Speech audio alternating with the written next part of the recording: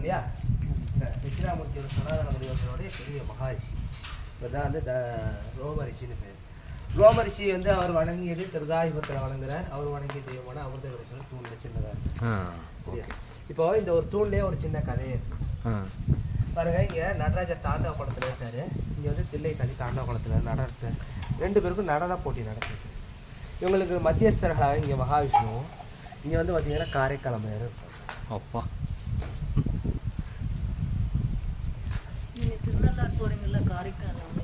இப்போ மாங்கனி திருவிழான்னா யாருக்கு என்ன தெரியும் சொல்லுங்க?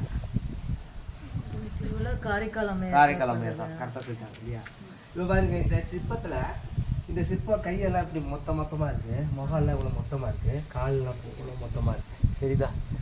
இதே பார்த்தீங்கன்னா இது வந்து காரைக்காலமையார் தலைகீழாக என்ன சிவன் கைலாயத்துக்கு போகிறாங்க. தலைகீழாக எலும்பும் தோலுமாக எப்படி அவங்க சிற்பத்தை செதுக்கியிருக்காங்க. எப்படி எலும்பும் தோலுமாக அவங்க காரைக்கிழமை தலைகீழாக அதுவும் போகிறது. இது கைலாயம், இது சிவபெருமான், பார்வதி, நந்தி தேவர். என்ன சோறு போட்டாலும் இது மாதிரிலாம் சேர்த்து ஆட்கள் கிடையாது. சரியா? சந்திரன் வழிபட்டது கௌரி யுகத்தில் அவங்க வணங்கியது மேலே வந்து அமிர்தகடீஸ்வரர். மகாவிஷ்ணு சொல்லிட்டேன்.